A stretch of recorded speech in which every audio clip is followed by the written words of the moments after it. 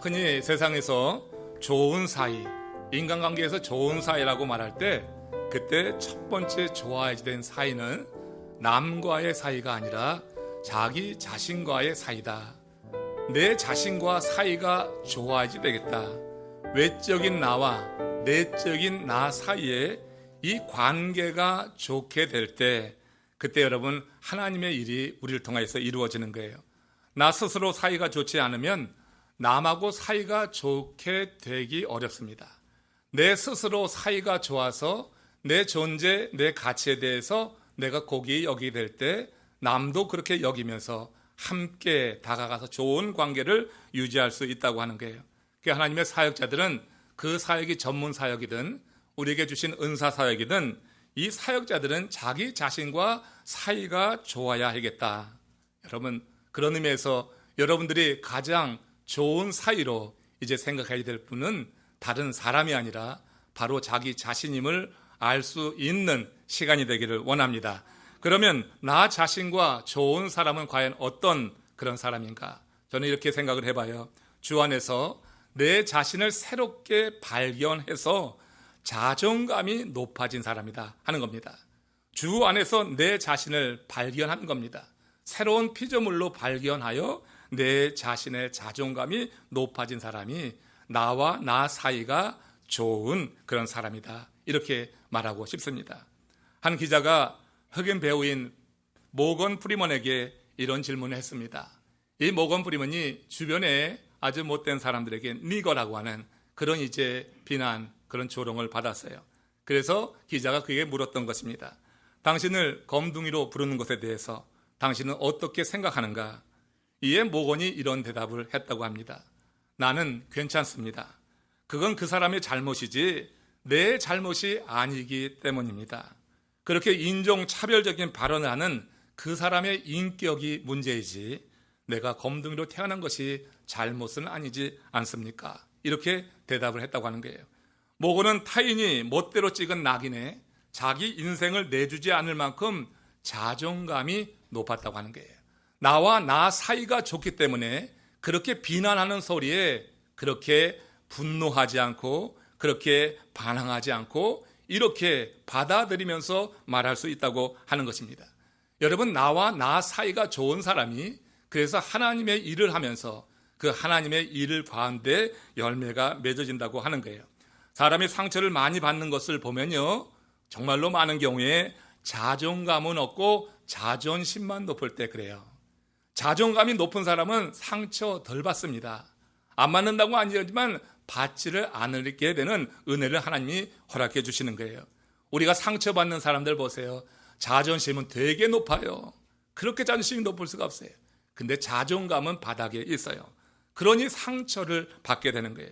하나님의 사람을 쓸 때 보면 예외 없이 자존감이 높은 사람이지 자존심이 높은 사람은 하나님께서 기다리셔요. 그 자존심을 내려놓고 꺾고 자존감이 높아지는 것, 우리 주 안에서 새로운 피조물로서 자기 자신을 인식하는 그런 자존감이 높을 때까지 하나님은 훈련하시고 기다리시지 자존감이 바닥인 사람을 쓰면은 하나님의 일이 오히려 가려지는, 영광을 가리는 일을 하기 때문에 하나님은 그렇게 하신다고 하는 거예요. 하나님 안에서 자신을 재발견하여서 자존감이 높아진 사람을 하나님은 기억하시고 보호하시고 사용하시는 줄로 믿습니다. 오늘 본문의 노아가 바로 그런 사람이었다고 하는 거예요. 이 노아는 자존감이 높은 사람이었습니다. 그는 하나님의 말씀 안에서 자신을 늘 살필 줄 아는 사람이었어요. 그 시대 다른 모든 사람들이 군중 속에서 쾌락을 추구하고 있을 때 노아는 하나님의 말씀을 받아서 그 말씀을 간직하고 하나님의 말씀 안에서의 기쁨을 추구했던 사람이에요. 쾌락과 추구는 질적인 차이가 있는 거예요. 세상 사람들 속에서 쾌락을 추구하려고 하는 많은 사람들이 이 시대에 그렇게 살아가고 있어요. 자존감은 높지 않고 자존심만 높아가지고 그렇게 쾌락을 추구하면서 다투고 그렇게 대립하고 살아갑니다.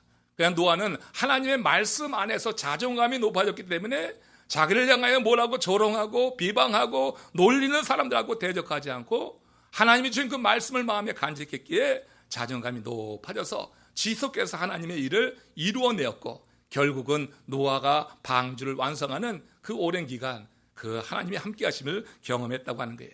이렇게 자존감이 높아서 하나님이 사용하신 노아를 우리 하나님께서 어떻게 대우하셨는가, 그의 가족을 어떻게 하나님께서 보호하셨는가, 창세기 8장 1절에서 5절 사이에 이렇게 기록을 하고 있습니다. 같이 읽습니다.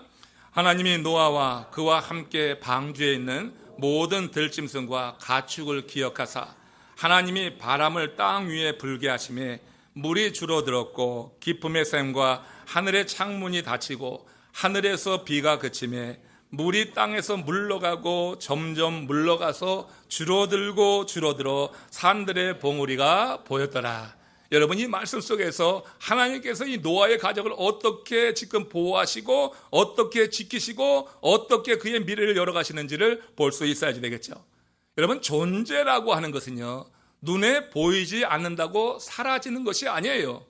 존재라고 하는 것은 눈에 볼 수 없다고 사라지는 것이 아니라 누군가에게 기억되지 않을 때 그 존재는 사라지게 되는 것입니다.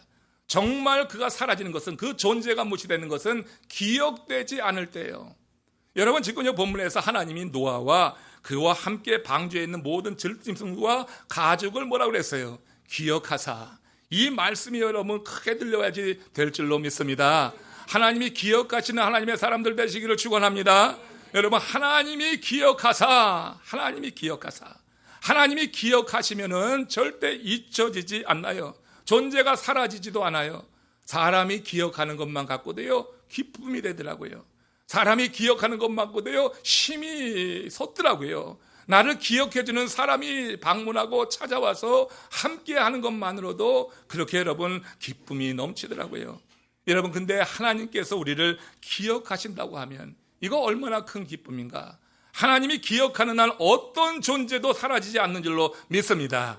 이것을 믿는 것이 자존감이 높은 사람이에요. 자존감이 높은 사람은 내 현실의 환경이 아니라 하나님이 나를 기억하셔서 하나님 안에서 내가 누리는 그러한 복이 있다고 하는 것을 믿고 견디고 하나님 앞에 존재하는 사람, 하나님 앞에 서려고 하는 그 사람이 자존감이 높은 사람이에요.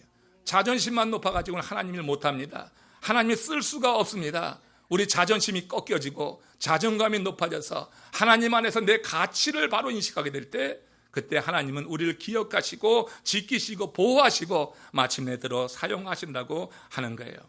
하나님이 노아와 그와 함께 방주에 있는 모든 들짐승과 가축을 기억하셨더라. 노아 홍수시대 때 인간들은요, 두 부류로 나눠지게 됐던 거예요. 하나님이 기억하는 존재와 하나님께 잊혀진 존재, 하나님이 기억하는 존재와 하나님께 잊혀진 존재. 여러분, 이 두 부류 가운데 어디에 속하시겠어요? 하나님이 기억하시는 존재가 되시기를 바랍니다. 하나님께 잊혀진 존재는 망하는 것입니다. 하나님이 기억했던 그 존재는 어디에 있어요? 방주 안에 있었던 생명체들입니다. 노아와 가족과 그리고 들짐승들이었습니다. 하나님은 물로 심판하던 중에 노아와 그와 함께한 모든 생명체를 기억하시고 지켜주셨다고 하는 거예요. 반면에 방주 바깥의 모든 생명체는 하나님이 기억하지도 않았고 보호하지도 않았고 그냥 내버려둬서 수장되어 갔다고 하는 거예요. 근데 여러분, 기억하실 것이 뭐냐면 방주의 문이 닫히기까지는 하나님이 모든 생명체를 다 기억하신 거예요. 방주의 문이 닫히기까지는 노아가 계속해서 나가서 복음을 전했어요. 하나님의 말씀을 대언했어요. 그런데 그 말씀을 듣지 않고 그 말씀을 기억하지 않고 그냥 세상에 연락에 빠져서 쾌락 가운데 있던 그들이 그 방주 안으로 들어오지 않았어요. 문이 닫히는 마지막 순간까지 하나님은 모든 사람을 기억하신 줄로 믿습니다. 모든 사람을 기억하시는 거예요. 하나님 모든 사람이 구원에 이르기를 원하시는 줄로 믿습니다. 그렇기 때문에 하나님 모든 사람을 기억하셔요. 그런데 그 때가 있는 거예요. 영원히 기다리는 게 아니에요. 문이 닫힐 때까지. 문이 닫히고 나서 두 부류로 확실히 나눠지게 되는 거예요. 하나님이 기억하신 존재와 하나님께 잊혀진 존재가 되는 거예요. 하나님께 잊혀진 존재는 그 홍수의 수장이 되어서 다 죽고 마는 것입니다. 성경에서 하나님이 기억하지 않은 존재, 하나님께 잊혀진 존재의 삶이 어떻게 되는가? 이사야 26장 14절에 이렇게 기록하고 있습니다. 같이 읽어봅니다. 시작. 그들은 죽었은즉 다시 살지 못하겠고 사망하였은즉 일어나지 못할 것이니 이는 주께서 벌하여 그들을 멸하사 그들의 모든 기억을 없이 하였음이니라. 이렇게 여러분 하나님께 잊혀진 존재들은 세상에서 아무리 뛰어난 업적을 이루어도 그 인생은 정말로 하나님께 저주받은 인생이 될 수밖에 없어요. 여러분, 심판이란 다른 게 아니에요. 하나님께 잊혀지면 그게 심판입니다. 하나님께 잊혀지면 그 자체가 심판인 거예요. 우리 삶이 아무리 어려워도 지금 하나님이 기억하시는 하나님의 사람은 지금 은혜와 복 가운데 있는 줄로 믿으시기를 바랍니다. 내 형편 상황 때문에 내 인생 왜 이러냐고 말하지 말고 내 인생 내 중심으로 하나님이 날 기억했다고 하는 그런 확신이 있으면 하나님 감사합니다, 이 고백이 나와야지 돼요. 탄식, 한숨 대신에 하나님을 찬양하고 감사하는 소리가 나오는 것은 하나님이 나를 기억하셨다. 이것은요, 믿음으로 고백될 수 있는 거예요. 아무리 여기서 이 목사가 말하고 선포하고 소리를 높여도 믿어지지 않으면 되지 않지만 믿어지는 자에게는 하나님이 기억했다고 하는 것이야말로 큰 복인 줄로 믿으시기를 축원합니다. 하나님께서 기억하시는 그 인생을 통하여서 하나님은 일하신다고 하는 게 주 안에서 말씀의 통치를 받아서 세상의 사상과 가치관을 넘어선 사람을 하나님은 기억하시는 거예요. 반면에 주님의 안에서 말씀을 무시하고 세상의 사상, 가치관 안에 갇혀 사는 사람들, 그런 사람은 하나님께 잊혀진 존재가 된다고 하는 거예요. 여러분, 세상의 사상, 가치관, 철학을 넘어서 주님의 말씀을 기억하는 가운데 하나님께 통치를 받아서 이 한 해 하나님이 기억하시는 하나님의 사람들 되시기를 축원합니다.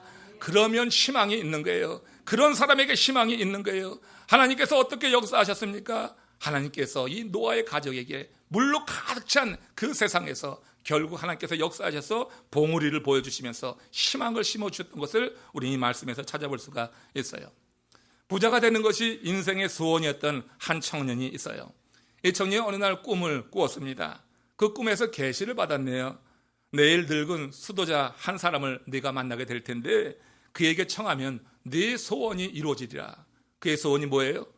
부자가 되는 것. 이게 소원이에요. 청년은 꿈의 계시대로 다음날 동도 트기 전에 대로로 나가서 자리를 잡고 하루 종일 주위를 두리번 살폈어요. 기다리던 수도자 보이지 않았습니다. 나타나지 않았습니다. 이게 개꿈인가 보다 하고 자리를 털고 일어서려는데 저마치 한 노인이 오는데 직감적으로 그가 구구나 하는 것이 깨달아졌어요. 그래서 그에게 한 걸음에 달려가서 모든 꿈 이야기를 한 후에 자기에게 뭔가 줄 것이 없느냐 이렇게 물었습니다. 그러자 이 수도자가 그 청년에게 내게 돌덩어리가 하나 있는데 이 돌덩어리 하나라도 갖기 원하면 내가 자네에게 주겠네 하면서 돌덩어리 하나를 내놓은 거예요. 근데 이 청년이 가만히 살펴보니까 그게 그냥 돌덩어리가 아닌 거예요.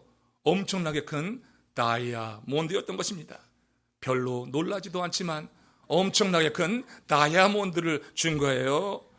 순간 이 청년이 그걸 보면서 그 수자로부터 그 돌덩어리 하나 받았고 그리고 뭔가 얻어맞은 듯이 머릿속이 하얘지는 느낌을 받은 거예요. 자기가 그렇게 찾아 정말 갖기를 소원했던 그 돌을 그는 그야말로 돌처럼 여긴 거예요. 그 다이아몬드를 돌처럼 여기는 그 수자를 만나고 나서 그리고 자기도 모르게 그가 생각지도 않은 말이 터져 나왔어요. 선생님, 이보다 더 귀한 것이 있으면 이제 저도 그걸 얻고 싶습니다 하고 그 돌을 내려놓은 거예요. 당신이 이것을 정말 돌처럼 여기는데 정말 이거보다 더 귀한 것이 있군요. 그러면 이것보다 더 귀한 것이 있다고 하면 나도 그걸 얻고 싶습니다. 부자가 되기 원했던 청년은 그 순간 수도자의 제자가 되기로 마음을 바꿔먹고 그를 따랐다고 하는 그런 우화입니다. 여러분, 이 이야기는 사람마다 최고의 가치로 여기는 것이 다를 수 있다고 하는 사실을 우리에게 일러주죠. 2018년 세 번째 주일 예배하는 여러분, 여러분의 인생에서 여러분은 무엇을 가장 최고의 가치로 여기고 살아가고 있습니까? 지금 나에게 가장 지금 내가 가치 있게 여기는 것이 과연 무엇입니까? 여기서 우리가 기억해야 할 것은 우리가 추구하는 그 가치에 따라서 나의 삶의 질이 달라진다고 하는 거예요. 내가 무엇을 추구하느냐에 따라서 내 삶의 질이 정말 달라지는 거예요. 여러분, 한 예로 열왕기하 2장 9절에 엘리야에게 엘리사가 이런 요청을 합니다. 한번 같이 읽어보십시다.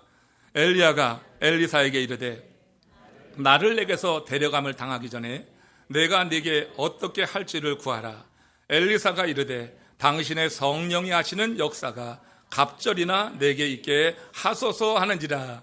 엘리야 선지자가 세상을 떠나기 직전에 엘리사가 엘리야에게 구한 것이 무엇이에요?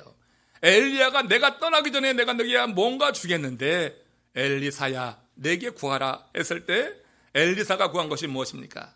그것은 엘리야가 행한 성령의 역사가 있어요. 그의 스승 엘리야가 행한 성령의 역사가 엘리야 자신에게 갑절이나 나타나서 그걸 가지고 주의 일을 행하는 것이 엘리사의 소원이었다고 하는 것입니다. 여러분, 얼마나 고상한, 얼마나 하나님이 기뻐하실 만한 일이에요. 자기의 정욕이 아니라 이제 엘리야에게 나타난 성령의 능력이 갑절이나 내게 나타나서 그 능력 가지고 세상 것 추구하는 것이 아니라 하나님의 일을 하고 싶다 하는 그런 소원을 아랬어요. 무엇이든 넘치면 좋지 않다고 해서 과유불급이라고 하는 말이 있습니다. 때에 맞아 비가 와야 농사가 잘 되지요. 시도 때시 오듯이 비가 오게 되면 홍수가 나서 농사 다 망치는 것입니다. 시원하게 부는 바람은 친구처럼 반갑지만 그게 지나쳐서 허리케인이 되고 나면 원수처럼 혐오스러운 거예요. 음식도 적당히 먹어야지 건강에 유익하지 과식하게 되면 오히려 몸을 해치고 그로 인해서 더 많은 비용이 들어갑니다. 그런데 성경은 하나님이 우리에게 넘치게 주기 원하시는 것이 있다고 분명히 말씀했어요. 과유불급, 모든 것이 넘치면 좋지 않다고 해서 동양에서는 과유불급을 말하지만 우리 성경에서는 넘치면 넘칠수록 좋은 것이 있다. 고린도후서 9장 8절 말씀에 이렇게 기록합니다. 시작. 하나님이 능히 모든 은혜를 너희에게 넘치시게 하시나니 이는 너희로 모든 일에 항상 모든 것이 넉넉하여 모든 착한 일을 넘치게 하려 하심이라. 우리 하나님께서는 우리로 하여금 모든 착한 일을 넘치게 하기 위해서 뭘 주신다고요? 은혜를 넘치게 주길 원하신다고 하는 게, 그 모든 착한 일이 뭐예요? 그 모든 착한 일이라고 하는 것이 단순히 구제요 선행인 줄 아세요? 그 모든 착한 일은 한 영혼을 구원하는 일인 줄로 믿으시기 바랍니다. 하나님 앞에 가장 착한 일은 한 영혼을 주님 앞에 이끌어내는 거예요. 그 영혼을 구원하기 위해서 헌신하는 것이 모든 착한 일이라고 하는 거예요. 이 착한 일을 하는 것이 우리의 힘으로 감당하는 것이 아니다. 이 착한 일은 하나님 우리에게 은혜를 주셔야지 된다. 하나님 은혜를 주시고 그 능력으로 착한 일을 할 수 있는 것이지, 여러분 한 영혼을 구원하는 게 얼마나 어려운데요. 전도하는 거 되게 어려워요. 수치, 모욕, 각오해야지 돼요. 그런데 그거 우리가 자존심이 높아서 그거 당하려고 하지 않아요. 자존감이 높은 사람이 행하는 거죠. 여러분, 이렇게 우리가 하나님이 원하시는 착한 일을 위해서 하나님은 은혜를 넘치게 해주기 원한다. 엘리사가 엘리야에게 구한 갑절의 영감이 바로 그런 거예요. 그건 개인적인 욕망을 채우는 이기적인 소원이 아니었어요. 그것은 하나님이 기뻐하는 일을 하려고 하는 그의 거룩한 소원을 이루기 위해서 필요한 것이었어요. 그래서 갑절, 성령 영감을 갑절이나 구했어요. 구원받은 크리스찬으로 우리의 소원은 그럼 과연 무엇인가? 연초에 우리가 하나님께 소원을 아뢰는데 어제 아침에도 잠시 상고해 봤지만 이제 아굴은 2가지 소원을 구했어요. 2가지 소원. 자, 우리는 과연 어떤 소원을 아뢰고 있습니까? 연초에 여러분들이 하나님께 기도할 때 무엇을 얻기 원하고 어떻게 살아가기를 소원했는지 한번 가만히 생각해 보세요. 그것이 하나님 마음에 합하면은 하나님의 성령이 우리 안에서 반드시 역사하실 줄로 믿습니다. 그래서 넉넉하게 이루어지게 하시는 거예요. 그 증거는 우리가 하나님의 말씀에 귀를 기울이게 됩니다. 그리고 그 말씀을 마음에 담아서 기억하게 됩니다. 그리고 그것이 이루어질 것을 기대하고 그리고 심써 나가는 거예요. 이것이 여러분 우리가 하나님이 우리 가운데 성령으로 역사하시다고 하는 증거가 되는 거예요. 하나님의 말씀에 귀를 기울이시는 한 해가 되시기를 축원합니다. 그것을 마음에 품고 그리고 날마다 그것을 기억하시기를 바랍니다. 그리고 하나님이 이루실 일에 대한 기대감을 가지고 그리고 그렇게 매진해 나가게 될 때 우리의 소원이 하나님을 기쁘시게 하면서 이 땅에 우리의 소원도 소원대로 이루어지고 우리의 삶의 지경도 우리 주님께서 세워주시고 보호하시는 그런 은혜는 하나님이 주실 줄로 믿습니다. 하나님이 방주 안에 들어가 있는 이들을 기억하신 이유가 무엇이에요? 하나님이 왜 방주 안에 있는 이들을 기억하셨습니까? 예? 여러분, 그들이 하나님의 말씀을 듣고 믿고 이루어지기를 기대했기 때문에 그래요.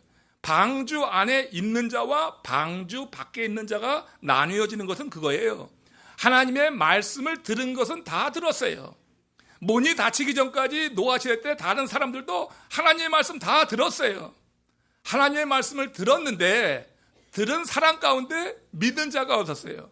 노아가 완전히 믿었고 노아를 통하여서 가족들이 함께 따라붙었고 노아가 택한 짐승들이 방주 안으로 들어왔지 하나님의 말씀을 들었던 많은 사람들이 믿지 않았어요. 방주 안에 있는 자는 하나님의 말씀을 그냥 듣는 것뿐만 아니라 하나님의 말씀을 믿어서 결단하고 그 말씀이 이루어질 것을 기대하고 방주 안으로 들어간 줄로 믿습니다. 그래서 하나님이 기억하신 거예요. 여러분, 우리가 하나님의 말씀을 얼마든지 들을 수가 있어요. 그런데 들은 하나님의 말씀을 믿느냐 안 믿느냐, 이건 많은 차이가 있어요. 오늘 하나님의 말씀을 듣는 여러분들이 믿음이 일어나시기를 주님의 이름으로 축원합니다. 내 믿음이 일어나게 될 때 들은 말씀이 실현될 것이라고 하는 기대감이 있는 거예요. 그 기대가 하나의 희망이 돼가지고 그래서 어려운 삶 환경도 이겨나가면서 그것이 하나의 희망이 되기 때문에 견뎌내는 능력이 거기서 오는 거예요.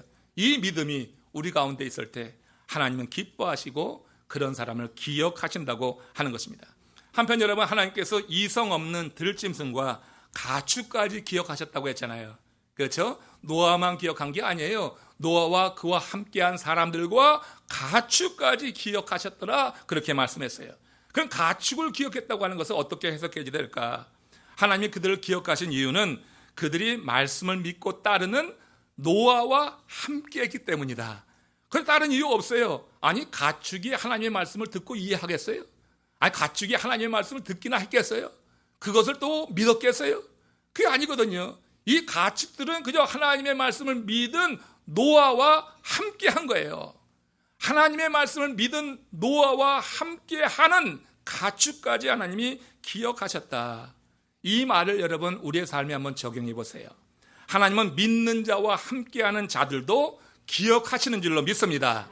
여러분, 믿는 자와 함께한다고 다 구원에 이르는 건 아니지만 하나님은 믿는 자와 함께하는 자를 기억하셔서 그들이 믿음에 이를 수 있는 그런 기회를 허락하여 주시고 감동을 주시고 그들을 세워주실 줄로 믿습니다. 그래서 내가 누구와 함께 있느냐 중요한 거예요. 믿음이 없는 자와 같이 있으면 믿음 없어져요. 같이 불평하고 불만하고 믿음은 없이 많은 비판과 여러 가지 많은 판단만 해요. 여러분, 우리가 믿음 있는 자와 함께 한다고 하는 것이 중요해요. 노아와 함께 했던 가축들을 하나님이 기억하셨어요. 우리와 함께하는 자를 하나님이 기억하는 그런 놀라운 은혜가 여러분들에게 임하기를 축원합니다. 나와 함께하는 자를 하나님이 기억하셔야지, 나와 함께하는 자를 하나님께서 기억하지 않으면 나도 하나님이 기억하지 않는 거예요. 여러분들이 바로 그런 존재가 될 때 우리는 하나님의 은혜 안에서 구원받은 그런 아름다운 삶을 살고 있다고 말할 수가 있는 것이에요. 하나님이 그들을 기억하신 건 이렇게 말씀을 믿고 따르는 노아와 단순히 함께 할 때 하나님은 기억하신다. 하나님은 이들을 기억하실 뿐만 아니라 하나님은 기억하시고 그들의 삶에 개입하시는 거예요. 그러니까 하나님께서 주의 말씀을 듣고 믿는 자를 기억만 하면은 또 뭐가 되느냐고. 기억만 하면은, 근데 기억만 하는 게 아니라 우리 삶 속에 역사하시면서 선한 일이 우리를 통하여서 이루어지게 하신다고 하는 거예요. 그러니까 기억하는 것이 첫째고, 기억한 사람의 삶 속에서 하나님께서 선한 일이 나타나게 행하신다고 하는 거예요. 여러분, 다시 한번 본문으로 돌아가서 보면 창세기 8장 1절에서 5절 사이의 끝부분에 가서 볼 때 물이 땅에서 물러가고 점점 물러가서 줄어들어 산들의 봉우리가 보였더라 했어요. 여러분, 이것이 하나님께서 노아와 그와 함께하는 사람과 가축을 기억하셨을 때 행하신 일이란 말이에요.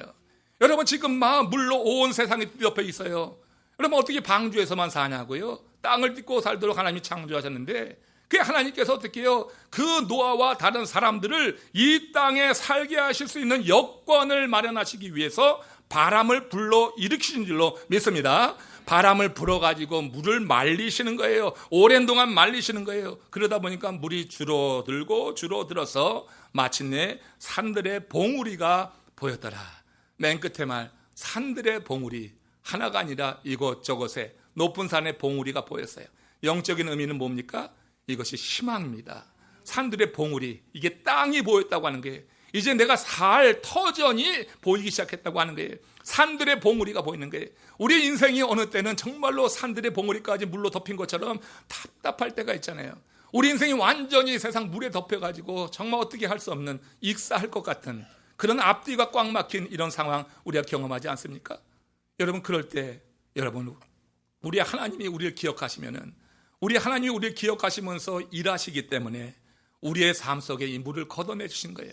우리를 괴롭히는 물을 걷어내시고, 그래서 줄어들고 마침내 산들의 봉우리가 보이도록 하나님이 역사하실 때가 임하는 줄로 믿습니다. 이게 우리에게 희망이라고 하는 거예요. 그 산을 보면은 이제부터는 절망하잖아요. 그 산이 내 눈에 들어오는 한 이제 견디는 거예요. 얼마가 됐는지 견디는 거예요. 우리가 어떤 결실이 나타나고 어떤 열매가 있으면 그걸 보고 견디는 게 있어요. 여러분들이 성전 건축 가운데 처음에는 얼마나 절망하고 얼마나 낙담했어요. 그러나 여러분, 성전이 올라가는 것을 보면서 어떻게 산들의 봉우리처럼 그렇게 우리에게 희망을 주고 견디는 거예요. 어려운 가운데 견디는 거예요. 마침내 이제 눈앞에 이제 아름다운 성전에서 예배드릴 때가 다가오고 있는데, 여러분, 이렇게 우리 앞에 하나님을 기억할 때 하나님이 나를 기억하셔서 이렇게 하나님께서 우리 가운데 역사하심으로 우리를 둘르고 있는 모든 물을 다 걷어내시고 이제 봉우리를 보이실 뿐만 아니라 상 밑까지 물을 걷으셔서 그 가운데 내려가 살 수 있는 그런 여건을 마련하시는 줄로 믿습니다. 하나님 마침내 지면의 물을 다 걷어내셨어요. 그리고 땅을 마르게 하신 후에 방주의 문을 열게 하셨어요. 그리고 노아의 가족을 다 이제 땅으로 내어 보내십니다. 그 노아의 가족을 땅으로 내어 보내시면서 그들을 축복하시는 말씀을 한번 들어보세요. 창세기 9장 1절과 3절 말씀입니다. 시작. 하나님이 노아와 그 아들들에게 복을 주시며 그에게 이르시되 생육하고 번성하여 땅에 충만하라. 모든 사한 동물은 너희의 먹을 것이 될지라. 채소같이 내가 이것을 다 너희에게 주노라. 여러분, 이 말씀 읽을 때 어떤 말씀이 기억이 나십니까? 혹 이 말씀이 어디서 들은 기억이 나지 않아요? 이 축복은 하나님이 아담에게 에덴 동산을 만들어 주시고 그 안에 머물게 하시면서 이 아담을 축복하시며 하신 말씀과 거의 동일한 거예요. 창세기 1장 28절 확인해 봅시다. 시작. 하나님이 그들에게 복을 주시며 하나님이 그들에게 이르시되 생육하고 번성하여 땅에 충만하라. 땅을 정복하라. 바다의 물고기와 하늘의 새와 땅에 움직이는 모든 생물을 다스리라 하시니라. 여러분, 하나님이 아담에게 생육하고 번성하고 땅에 충만하라, 이 안에 있는 모든 것을 너에게 다 주겠노라 하신 이 말씀과 지금 여러분 어떻게 해요? 이제 노아에게 주신 말씀이 같아요. 생육하고 번성하고 충만하라는 거예요. 여기서 우리는 어느 시대건 하나님이 기억하는 인생에게 주시기 원하는 복은 동일하다 하는 것을 알 수가 있어요. 하나님께서 새 시대를 열어갈 때마다 하나님께서 축복하시는 언어는 똑같은 거예요. 생육하고 번성하여 충만할지어다. 할렐루야. 여러분, 이게 생육하고 번성하고 충만한 거예요. 아담에게 그랬고 지금 노아의 홍수로 세상을 다 심판하신 다음에 새 생명을, 새 시대를 열어가면서 그들에게도 생육하고 번성하고 충만하라고 했어요. 여러분, 모든 하나님의 백성들이 새로운 피조물이 되길 때 하나님께서 동일한 축복을 우리에게 하시는 줄로 믿습니다. 우리에게도 생육하고 번성하고 충만하라고 하는 그런 복을 더하여 주시는 거예요. 여기서 다른 한편 하나님이 기억하는 인생에게 또한 금지하는 사항이 있다고 하는 것도 아담 시대와 노아 시대 때 똑같은 것을 알 수가 있어요.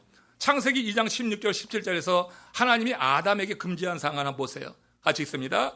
여호와 하나님이 그 사람에게 명하여 이르시되 동산 각종 나무의 열매는 내가 임의로 먹되 선악을 알게 하는 나무의 열매는 먹지 말라. 내가 먹는 날에는 반드시 죽으리라 하시니라. 이게 아담에게 하신 말씀이에요. 그러면은 노아에게 하신 말씀을 봅시다.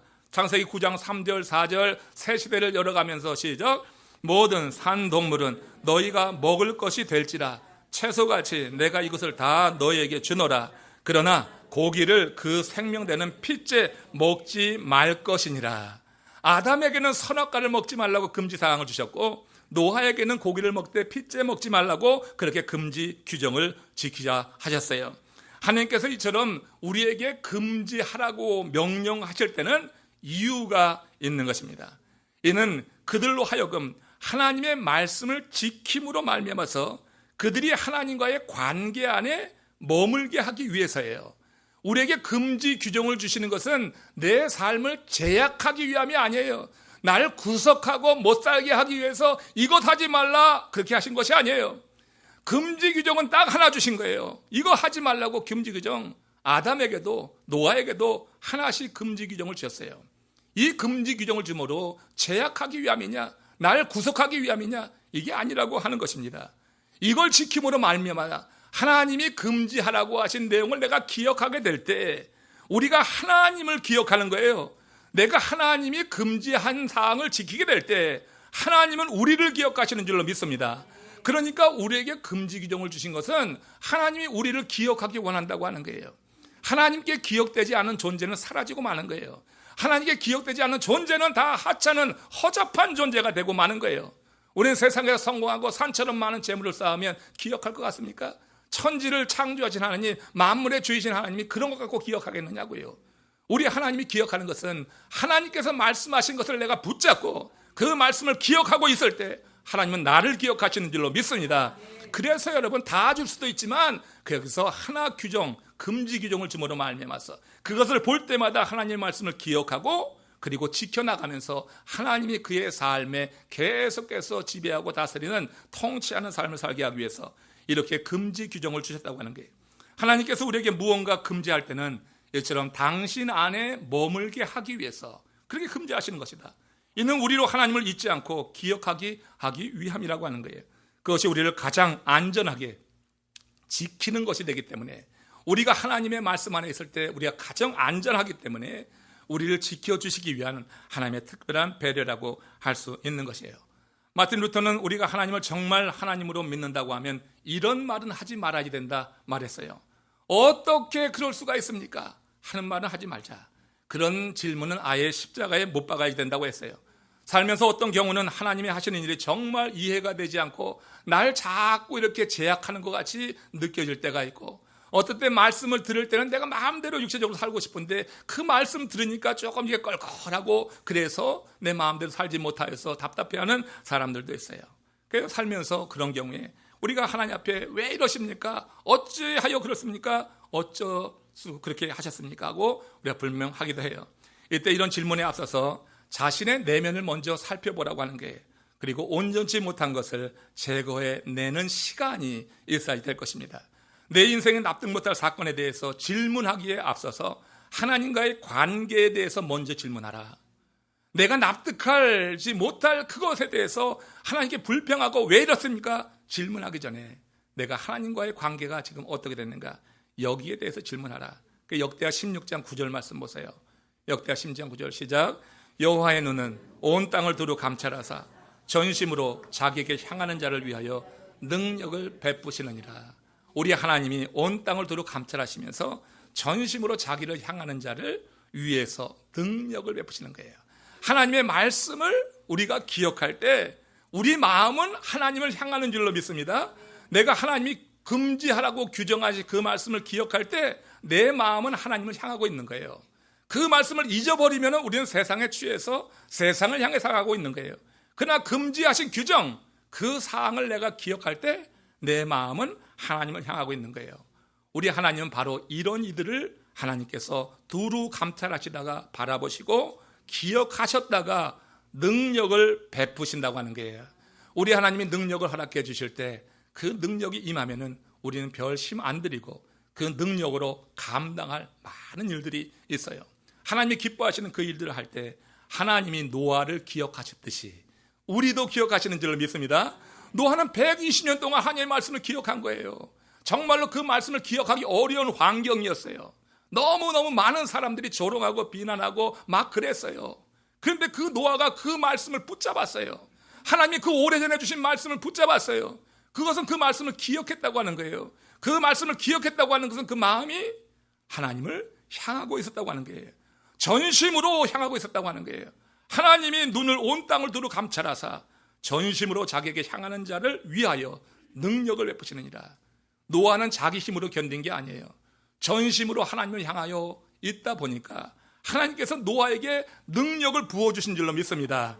하나님이 은혜를 넘치게 해주신 거예요. 그래서 착한 일을 할 수 있도록 그렇게 계속해서 도전하시고 그를 세워주실 때 이렇게 이 노아는 오랜 동안 변함없이 그 믿음을 지켰고 마침내 어떻게 해요? 방주를 완성했다고 하는 것입니다. 그리고 그 방주 안에 들어가기까지 끝까지 착한 일을 했어요. 들어오라고 하는 거예요. 들어오라고 착한 일을 했어요. 많은 사람들이 거부했어요. 그러다가 두 쪽으로 났어요. 방주 안에 들어와 있는 하나님이 기억하는 사람들, 그리고 방주 바깥에서 수장되어 가고 있는 하나님께 잊혀진 존재들, 이렇게 나누게 되었어요. 우리 하나님께서 노아를 기억하사 그에게 주신 약속을 한번 읽어봅시다. 창세기 9장 11절 13절입니다. 같이 읽습니다. 시작. 내가 너희와 언약을 세우리니 다시는 모든 생물을 홍수로 멸하지 아니할 것이라. 땅을 멸할 홍수가 다시 있지 아니하리라. 내가 내 무지개를 구름 속에 두었나니 이것이 나와 세상 사이의 언약의 증거니라. 여기서 하나님께서 노아와 그 아들들에게 언약을 세우며 증거로 주신 이 무지개가 특별한 의미가 있어요. 이 무지개를 증거로 주신 것은 하나님이 지금 언약 주신 대로 반드시 이루겠다고 하는 거예요. 반드시 이루어질 것이다. 당시 여러분 고대 근동에서는 전쟁이 일어나서 휴전을 하게 될 때 전쟁 상대방들이요 휴전 협약을 메울 때 가운데 둔 것이 있었다는 거예요. 가운데 둔 것이 뭐냐면 그게 활입니다. 활을 두었어요. 활을 각자 자기를 향하게 활을 두고 그리고 휴전 협약을 맺었던 것입니다. 전쟁 당사자들이 활을 놓는 이유가 있는 거예요. 당시 활이라고 하는 무기는 상대방이 볼 수 없는 먼 거리에서도 상대의 생명을 위협할 수 있는 매우 강력한 그런 병기로 그렇게 인식되었어요. 그래서 즉 눈으로 직접 확인할 수 없는 곳에서도 서로 간에 위해를 가하지 않겠다 하는 그런 의미에서 맹세를 지키기 위해서 시각적인 그와 같은 도구로 활을 둔 거예요. 그래서 휴전 협정이 이제 온전히 맺어졌음을 그렇게 상징적으로 사용한 것입니다. 근데 여러분 흥미로운 사실은 고대 히브리어에서 활이 무지개와 동의어가 된다고 하는 거예요. 활과 무지개가 동의어라고 하는 거예요. 일단 활과 무지개가 생김새가 비슷해요. 생김새가 비슷하단 말이에요. 다른 한편 여러분 활의 방향이 어디로 향하고 있는가 보면 의미가 있어요. 활의 방향이 어디로 향하고 있을까요? 그럼 여러분 활과 무지개가 동의어라고 했으니까 무지개는 그 방향이 어디를 향하고 있어요? 예? 무지개가 방향 어디로 향하고 있어요? 하늘을 향하고 있는 거잖아요. 그죠? 그러니까 이 활과 무지개가 동의어서 활이 어디를 향하고 있는 거예요? 방향이 하늘을 향하고 있는 거예요. 여기에 매우 의미 있는 상징성이 있는 거예요. 우리와 하나님이 맺은 언약, 하나님은 언약을 중요시 여기시는 분이다 하는 하나님의 성품이 바로 이 무지개 사건에 담겨 있는 거예요. 이는 하나님이 언약을 스스로 깨트리면 활이 당신의 심장을 관통할 것 같이 그렇게 하나님께 위해가 될 것이다. 그러니까 하나님 스스로 자기를 향하여서 무지개를 그렇게 걸어 놓으시고 이게 말해 활과 같은 거란 말이에요. 그래서 반드시 하나님이 우리와 맺은 언약을 지키신다는 의미에서 그렇게 무지개 약속을 주신 거예요. 하나님은 언약을 주셨으면 반드시 지키시는 분이라고 하는 것입니다. 신명기 9장 9절에서 10절 사이의 말씀 보세요. 같이 읽습니다. 그런즉 너는 알라 오직 내 하나님 여호와는 하나님이시요 신실하신 하나님이시라. 그를 사랑하고 그의 계명을 지키는 자에게는 천대까지 그의 언약을 이행하시며 인애를 베푸시느니라. 언약을 붙들고 계속 요구하면 하나님께 귀찮게 여기지 않을까 하는 생각을 한다면 그건 큰 오해예요. 이렇게 생각하는 사람들은 하나님이 나 같으려니 하기 때문에 하나님께 귀찮은 것 아닌가 이런 생각을 해요. 하나님은 오히려 우리가 언약의 말씀대로 요구하지 않는 것을 이상히 여기시는 줄 믿습니다. 그 요구하라고 언약을 주셨는데 근데 언약의 말씀을 믿지 않으니까 요구하지 않는 거예요. 그러니까 믿으면은 하나님께 나와서 언제든지 요구할 수 있는 거예요. 여러분 태양은 빛을 비추는 것을 권태롭게 느끼질 않아요. 매일 동일하게 태양이 떠올라서 빛 비추는 것을 권태롭게 느끼질 않아요. 샘은요 그 샘길을 따라서 흐르는 것을 번거롭게 여기지 않아요. 마찬가지로 언약을 지키는 것은 하나님의 자연스러운 성품이라고 하는 거예요. 그걸 귀찮게 여기지 않아요. 번거롭게 여기지 않아요. 그러므로 인생의 문제를 만날 때마다 주께 달려가서 주여 말씀하신 이 언약대로 이루시옵소서. 그렇게 구하는 것은 우리의 특권이 되어야 될 줄로 믿습니다. 그렇게 언약을 붙들고 당신께 간구하는 것을 하나님은 기뻐하셔서 뭐든 이루어 주신다. 끝으로 한 절 읽고 말씀을 정리합니다. 잠언서 16장 7절 이와 관련된 말이에요. 시작. 사람의 행위가 여호와를 기쁘시게 하면 그 사람의 원수라도 그와 더불어 화목하게 하시느니라. 사람의 행위가 하나님을 기쁘시게 하면 언약대로 구하는 것을 하나님은 기뻐하셔요. 그러니까 언약을 붙들고 하나님 말씀하신 대로 이루어 주옵소서 하면 하나님께서 우리에게 못 이룰 일이 없다고 하는 거예요. 그 사람의 원수라도 그와 더불어 화목하게 하느니라. 사실 여러분, 사람이 등이 가게 되면, 등지게 되면 쉽지 않아요. 이거 서로 용납하고 받아들이는 게 쉽지 않아요. 그러나 우리가 하나님을 기쁘시게 하는 그런 삶을 살게 될 때 그 사람의 원수라도 하나님께서 더불어 화목하게 하시는 거예요. 하나님께서 행하심으로 말미암아 서로 용납하고 받아들이고 함께 하나님의 일을 위해서 꿈을 꾸게 하면서 하나님의 사역이 이루어지게 하시는 줄로 믿습니다. 사람으로는 불가능하지만 내가 하나님을 기쁘시게 하는 그 일, 언약대로 살 때 하나님은 내가 어렵고 불가능하다고 하는 그 일을 하나님은 당신의 방법으로 이루어내신다. 세상 많은 사람들이 약속은 깨지기 위해 존재한다고 하는 그런 자조적인 농담을 합니다. 그러나 하나님의 입에서 나온 모든 언약은 반드시 이루어집니다. 이 언약을 붙들고 신앙의 길을 걷는 그런 사람들을 하나님은 오늘 이 시대에도 기억하시는 줄로 믿습니다. 우리가 바로 그런 사람이 되기 원하고요. 이 한 해 하나님께서 그 언약 붙들고 나가는 우리들을 한 해 내내 기억하셔서 하나님 우리의 삶에 개입하시며 구체적으로 이루어 나가시는 것, 우리의 손을 잡고 내 삶을 풍성하게 하고 하나님의 역사가 일어나는 증거들이 있는 이 한 해가 될 수 있도록 더욱더 주님 가까이 이루시기를 주님의 이름으로 축원합니다. 고개 숙여서 기도합시다. 함께 기도하실 때 우리 마음이 주님을 향할 수 있기를 원합니다. 하나님이 기억하는 존재만 되면 됩니다.